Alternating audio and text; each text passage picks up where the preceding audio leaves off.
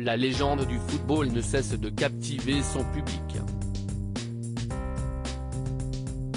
Eric Cantona a sorti son premier single, ce 2 juin, et dans C'est à vous ce vendredi soir, il a expliqué pourquoi il se lançait dans la musique.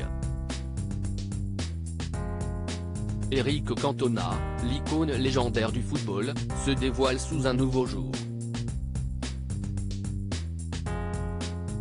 L'ancien joueur des Bleus s'est tourné vers la musique et vient de sortir son premier single, annonçant un album complet prévu pour 2024, accompagné d'une tournée internationale intitulée Cantona chante Eric, qui débutera à l'automne. Ce tube, chanté en anglais par The King, surnom donné à Cantona lors de ses années glorieuses à Manchester United, 1992-1997, est disponible sur toutes les plateformes de streaming. Il a révélé ce 2 juin dans C'est à vous avoir lui-même écrit les paroles de ses chansons, une expérience qu'il avait déjà expérimentée auparavant en composant pour l'album de sa femme, Rachida Brakni, ainsi que pour le titre Le temps passe de Lady Sir. Eric Cantona a déjà testé la chanson Le chant n'est pas un terrain inconnu pour Eric Cantona en France.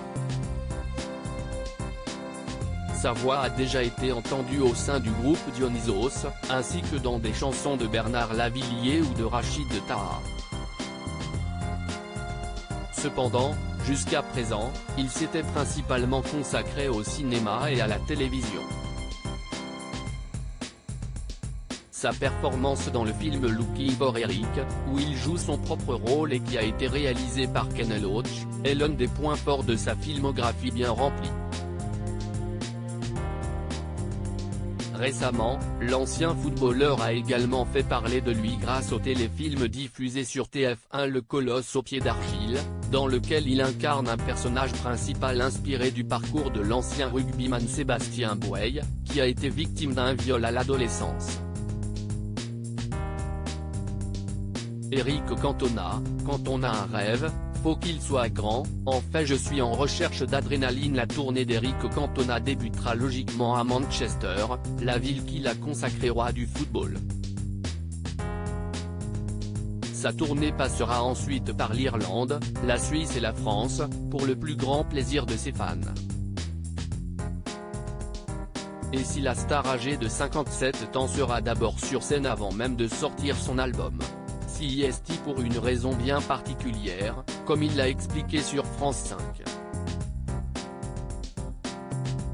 Quand on a un rêve, faut qu'il soit grand. En fait, je suis en recherche d'adrénaline. Après le sport, la musique sur scène, ça doit être quelque chose.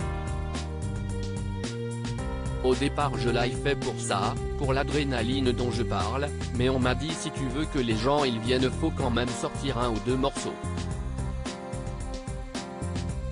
Me produire sur scène face à un public, je pars dans l'inconnu, mais quand je vais voir des concerts, j'ai l'impression que les chanteurs, ils sont dans un état second, a expliqué l'invité d'Anne-Elisabeth Lemoine. Avant de poursuivre, quand j'étais jeune, tous les albums que j'ai achetés, CIST des albums live. Le live il y a une énergie, il y a des imperfections, mais on rebondit sur les imperfections, les accidents, bon faut pas qu'il y ait trop d'accidents mais bon j'adore les lives. Il y a aussi de chanteurs, des groupes, les albums sont super et ça se passe pas et puis il y a des gens qu'on va voir sur scène parce que CIST là que ça se passe quoi, a-t-il conclu.